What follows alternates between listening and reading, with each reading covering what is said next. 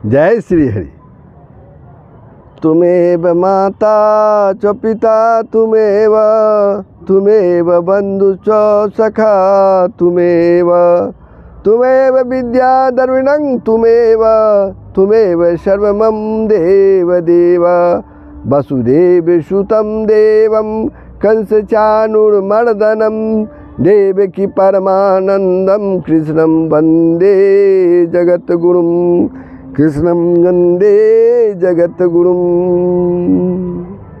प्रभु आप श्रवणे इसके पूर्व श्रीमद् भगवत गीता के श्लोक 39 से 42 तक का श्रवण किया। उन सबका सार था प्रभु श्री कृष्ण जो है अर्जुन से जो बातचीत के माध्यम से उन्हें उत्साहित कर रहे हैं, वे कहते हैं इस प्रकार तत्व ज्ञान की महिमा, क्योंकि वो पहले ही कह दिए हैं कि इस संसार में ज्ञान के समान पवित्र करने वाला निसंदेह कुछ भी नहीं है। तो इस प्रकार तत्व ज्ञान की महिमा कहते हुए उसकी प्राप्ति के सांख्य योग और कर्म योग दो उपाय बतलाकर अब भगवान उस ज्ञान की प्राप्ति के पात्र का निरूपण करते हैं। वो ज्ञान प्राप्त करने वाला पात्र कैसा हो उसका वो निरूपण करते हैं। उसका वो निरूपण करते हुए उस ज्ञान का फल परम शांति की प्राप्ति बतलाते हैं। अब श्लोक 39 से श्रीमद् भगवद गीता के 4 अध्याय के श्लोक 39 में श्रद्धावान् लम्भते ज्ञानं तत्परः शयन्तेन्द्रियः ज्ञानं लब्धा वा परां शान्तिं चिरेणाधिगच्छति। श्रद्धावान् लभते ज्ञानं तत्परः शयते इंद्रियः ज्ञानं लब्धा परां शांतिं अचिरेण अधिगच्छति। जितेंद्रिय साधन परायण और श्रद्धावान मनुष्य ज्ञान को प्राप्त होता है तथा ज्ञान को प्राप्त होकर वह बिना विलंब के बिना देर किए हुए तत्काल ही भगवत प्राप्ति रूप परम शांति को वह प्राप्त हो जाता है।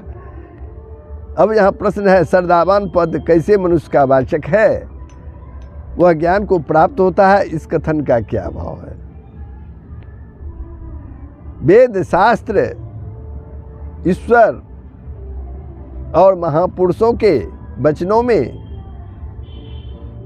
तथा परलोक में जो प्रत्यक्ष की भांति विश्वास है, परलोक में जो प्रत्यक्ष की भांति विश्वास है एवं उन सब में परम पूज्यता, परम पूजने वाले और उत्तमता की भावना है, उसका नाम श्रद्धा है।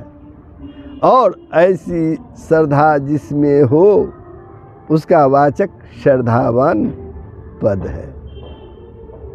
अतः उपयुक्त कथन का यहाँ यह भाव है कि ऐसे श्रद्धावान मनुष्य ही ज्ञानी महात्माओं के पास जाकर प्रणाम, सेवा, विनय युक्त प्रश्न आदि के द्वारा उनसे उपदेश प्राप्त करके ज्ञान योग के साधन से या कर्म योग के साधन से उस तत्व ज्ञान को प्राप्त कर सकता है।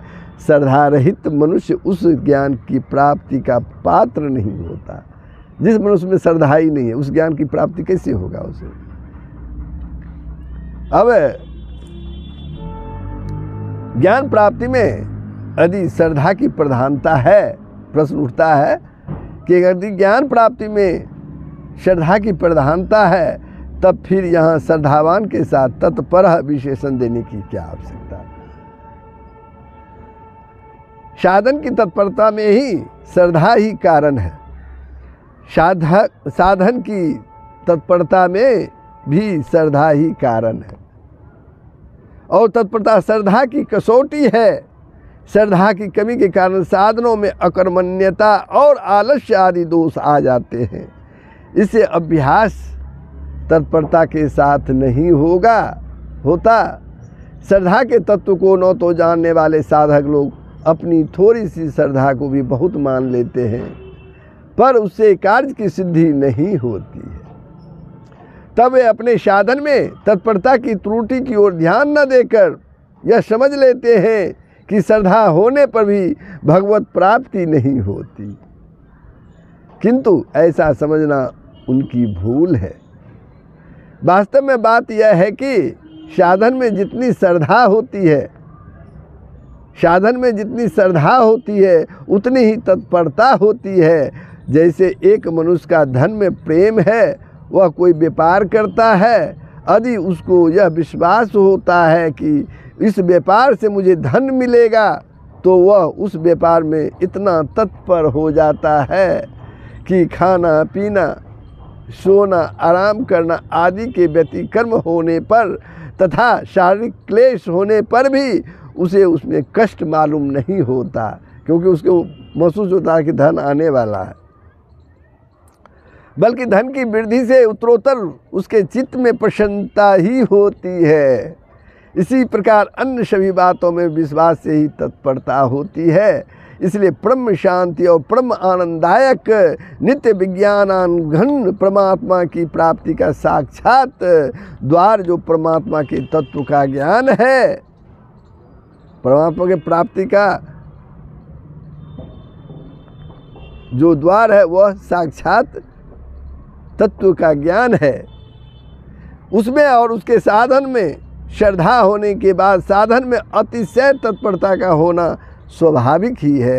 यदि साधन में तत्परता की कमी है तो समझना चाहिए कि श्रद्धा की अवश्य कमी है। इसी बात को जानने के लिए श्रद्धावान के साथ तत्पर विशेषण यहाँ प्रयोग किया गया। अब एक प्रश्न उठता है, ज्ञान को प्राप्त होकर वह बिना विलंब के तत्काल ही भगवत प्राप्ति रूप परम शांति को प्राप्त हो जाता है। इस कथन का क्या भाव है? इससे यह भाव दिखलाया गया है कि जैसे सूर्योदय होने के साथ ही उसी क्षण अंधकार का नाश होकर सब पदार्थ प्रत्यक्ष हो जाते हैं, सभी पदार्थ दिखने लगते हैं, सामने हो जाते हैं, उसी प्रकार परमात्मा के तत्व का ज्ञान होने पर उसी क्षण अज्ञान का नाश होकर परमात्मा के स्वरूप की प्राप्ति हो जाती है।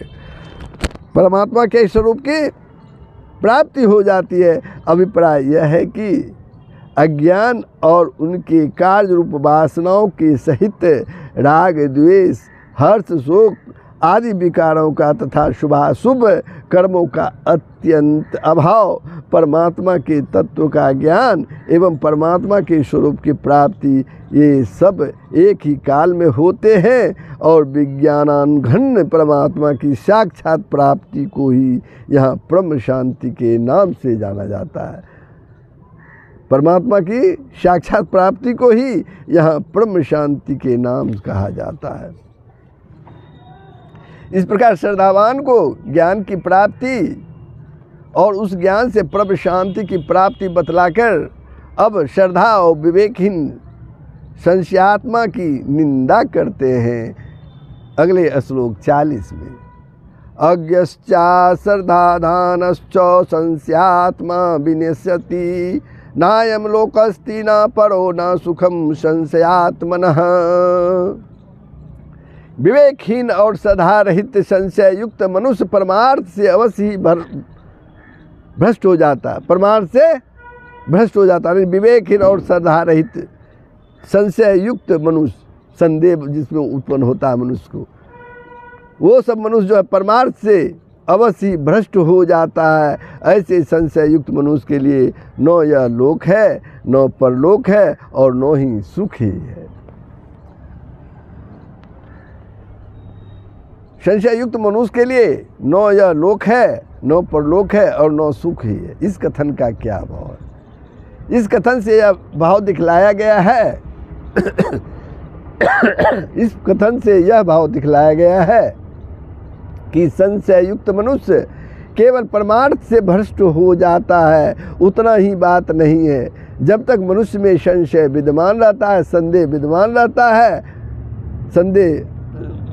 है, वह उसका नाश नहीं कर लेता, तब तक वह न तो इस लोक में यानी मनुष्य शरीर में रहते हुए धन, ऐश्वर्य और यश की प्राप्ति कर सकता है, न परलोक में यानी मरने के बाद स्वर्ग आदि की प्राप्ति कर सकता है, स्वर्ग की प्राप्ति कर सकता है, और न किसी प्रकार के संसारिक सुखों को भी वह भोग सकता है। क्योंकि जब तक मनुष्य किसी भी विषय में संशय युक्त रहता है, कोई निश्चय नहीं कर लेता, तब तक वह उस विषय में सफलता नहीं पा सकता। अतः मनुष्य को श्रद्धा और विवेक द्वारा इस संशय को अवश्य ही नाश कर डालना चाहिए। श्रद्धा और विवेक द्वारा इस संशय को अवश्य ही दूर कर देना चाहिए, नाश कर देना चाहिए। इस प्रकार अविवेक और श्रद्धा, इस प्रकार अविवेक और श्रद्धा के सहित संशय को ज्ञान प्राप्ति में बाधक बतलाकर अब विवेक द्वारा संशय का नाश करके कर्मयोग का अनुष्ठान करने में अर्जुन का उत्साह उत्पन्न करने के लिए संशय रहित और बस में किए हुए अंतःकरण वाले कर्मयोगी की वो प्रशंसा करते हैं भगवान, क्योंकि अर्जुन का उत्साह बढ़ाना है। अगला श्लोक 41। योग संन्यस्त कर्माणं ज्ञान संचिनम संशयम आत्मबंतम न कर्माणि निबधन्ति धनंजय। हे धनंजय, जिसने कर्मयोग की विधि से सभी कर्मों का परमात्मा में अर्पण कर देता है और जिसने विवेक द्वारा सभी संशयों को नाश कर दिया है, ऐसे बस में किए हुए इस अंतःकरण वाले पुरुष को कर्म नहीं बांधते, पुरुष को कर्म नहीं बांधते। भगवान श्री कृष्ण कहते हैं। अब इसमें बहुत सारे प्रश्न उभर कर आते हैं।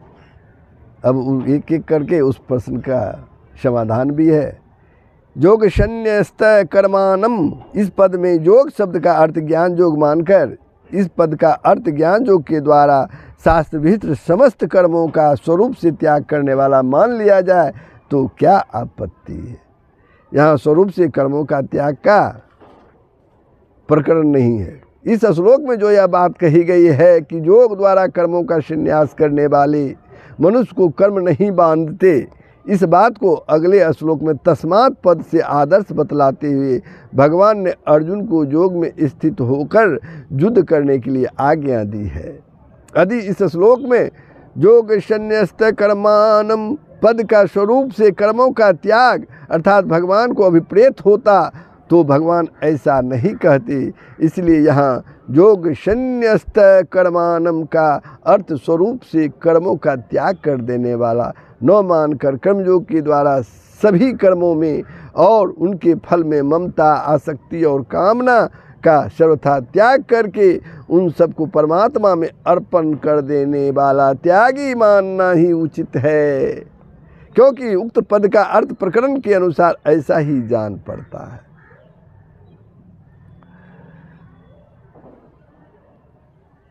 अब ज्ञान संचिन्न संयम पद में ज्ञान शब्द का क्या अर्थ है। गीता में ज्ञान शब्द किन किन श्लोकों में किन किन अर्थों में व्यवहृत हुआ है। तो उपयुक्त पद में ज्ञान शब्द किसी भी वस्तु के स्वरूप का विवेचन करके तद्विषयक संशय का नाश कर देने वाले विवेक शक्ति का वाचक है। ज्ञान अवबोधने इस धात्वर्थ के अनुसार ज्ञान का अर्थ जानना है। अतः गीता प्रकरण के अनुसार ज्ञान शब्द निम्नलिखित प्रकार से भिन्न भिन्न अर्थों में व्यवहृत हुआ है, व्यवहार में लाया गया है। 12वें अध्याय के 12वें श्लोक में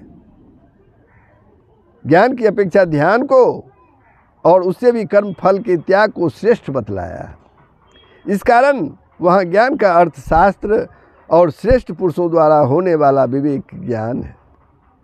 13वें अध्याय के 17वें श्लोक में गए के वर्णन में विशेषण के रूप में ज्ञान शब्द आया है। इस कारण वहाँ ज्ञान का अर्थ परमेश्वर का नित्य विज्ञानानंद घन स्वरूप है। 18वें अध्याय के 42वें श्लोक में ब्राह्मण के स्वाभाविक कर्मों की गणना में ज्ञान शब्द आया है। इसका अर्थ शास्त्रों का अध्ययन माना गया है। इस अध्याय के 36वें से 39वें श्लोक तक आए हुए सभी ज्ञान शब्द का अर्थ परमात्मा का तत्व ज्ञान है। इस अध्याय में नहीं, चौथे अध्याय में जितने भी ज्ञान शब्द का अर्थ जो है, जितने ज्ञान शब्द आया है उसका अर्थ यहाँ परमात्मा का तत्व ज्ञान है, क्योंकि उसको समस्त कर्मकलाप को भस्म कर डालने वाला, समस्त पापों से तार देने वाला, सबसे बढ़कर पवित्र योग सिद्धि का फल और परम शांति का कारण बतलाया गया है। इसी तरह 5वें अध्याय के 16वें श्लोक में परमात्मा के स्वरूप को साक्षात कराने वाला और 14वें अध्याय के पहले और दूसरे श्लोक में समस्त ज्ञान में उत्तम बतलाया जाने के कारण ज्ञान का अर्थ तत्व ज्ञान है। दूसरी जगह भी प्रसंग से ऐसा ही समझ लेना चाहिए। 18वें अध्याय के 21वें श्लोक में नाना वस्तुओं को और जीवों को अलग अलग भिन्न भिन्न जानने का द्वार होने से ज्ञान शब्द का अर्थ राजस ज्ञान है। 13वें अध्याय के 11वें श्लोक में तत्व ज्ञान के साधन समुदाय का नाम ज्ञान है। 3रे अध्याय के 3रे श्लोक में योग शब्द के साथ रहने से ज्ञान शब्द का अर्थ ज्ञान योग यानी सांख्य योग है। इसी तरह दूसरी जगह भी प्रसंगानुसार ज्ञान शब्द सांख्य योग के अर्थ में आया है और भी बहुत से स्थलों पर प्रसंगानुसार ज्ञान शब्द का प्रयोग विभिन्न अर्थों में हुआ है, उसे वहाँ देखना चाहिए।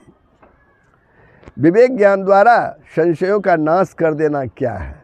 एक प्रश्न और भी है। विवेक ज्ञान द्वारा समस्त संशयों को, समस्त संदेहों को नाश कर देना क्या है?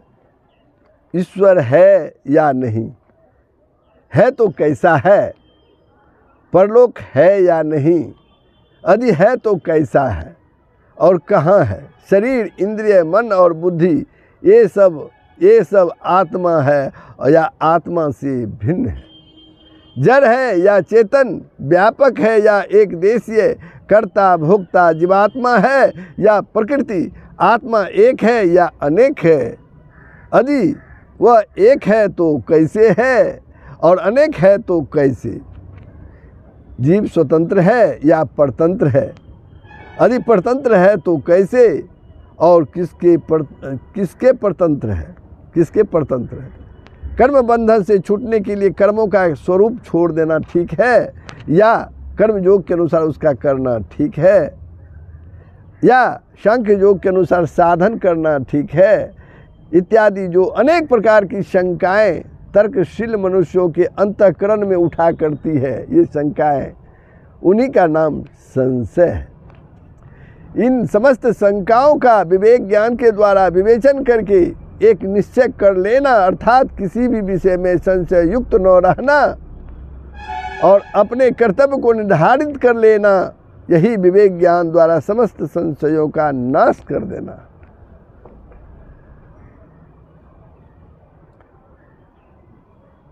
आत्मवंतम विशेषणों से युक्त पुरुष को कर्म नहीं बांधते, इस कथन का क्या भाव?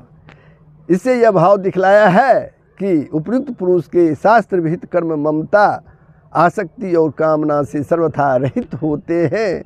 इस कारण उन कर्मों में बंधन करने की शक्ति नहीं रहती। इस प्रकार कर्मयोग की प्रशंसा करके अब अर्जुन को कर्मयोग में स्थित होकर युद्ध करने की आज्ञा देकर भगवान इस अध्याय का उपसंहार करते हैं, यानी चौथे अध्याय का उपसंहार करते हैं।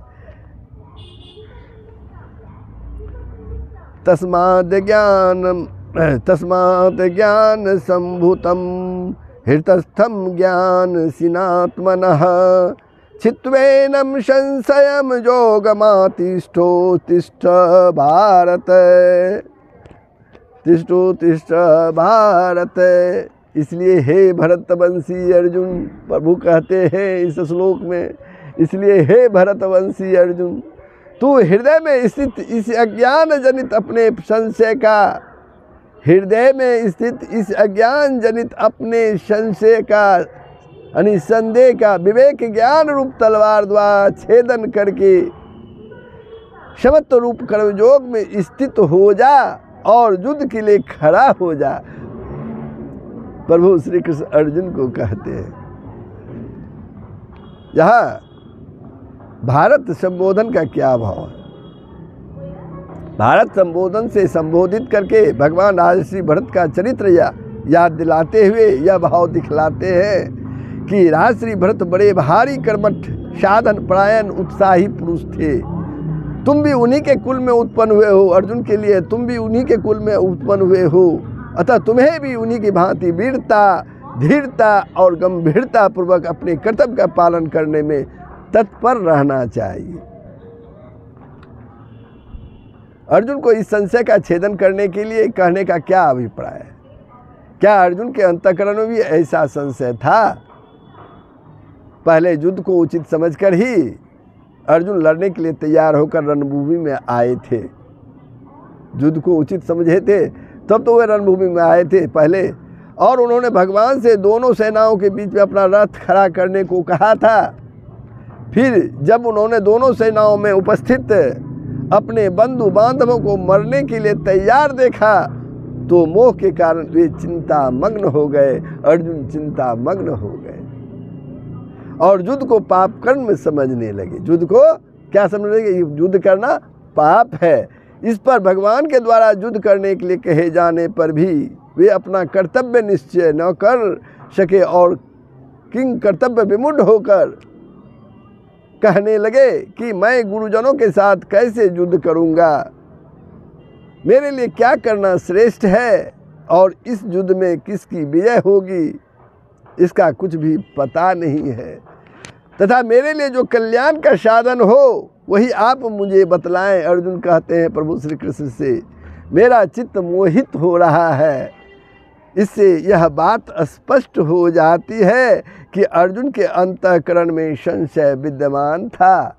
संशय जो है वो मौजूद था। उसके विवेक शक्ति मोह के कारण कुछ दबी हुई थी। इसी से वे अपना कर्तव्य का निश्चय नहीं कर सकते थे। इसके सिवा 6ठे अध्याय में अर्जुन ने कहा कि मेरे इस संशय का छेदन करने में आप ही समर्थ हैं। क्या अर्जुन प्रभु श्री कृष्ण से कहता है कि मेरे इस संशय का छेदन करने में आप ही समर्थ हैं, और गीता का उपदेश सुन चुकने के बाद कहा है कि अब मैं संदेह रहित हो गया हूँ। अर्जुन कहते हैं अब मैं संदेह रहित हो गया हूँ। एवं भगवान भी जगह जगह अर्जुन से कहा है कि मैं जो तुम्हें कहता हूँ उसमें संशय नहीं है, इसमें तुम शंका ना करो। इससे भी यही सिद्ध होता है कि अर्जुन के अंतःकरण में संशय था और उसी के कारण वे अपने स्वधर्म रूप युद्ध का त्याग करने के लिए वे तैयार हो गए थे। इसलिए भगवान यहाँ उन्हें उनके हृदय में स्थित संशय का छेदन करने के लिए कहकर यह भाव दिखलाते हैं कि मैं तुम्हें जो आज्ञा दे रहा हूँ उसमें किसी प्रकार की शंका न करके उसका पालन करने के लिए तुम्हें तैयार हो जाना चाहिए। भगवान अर्जुन से कहते हैं। एक प्रश्न और है, यहाँ अर्जुन को अपने आत्मा का संशय छेदन करने के लिए कहने का क्या भाव है? इससे भगवान ने यह भाव दिखलाया है कि तुम मेरे भक्त और सखा हो।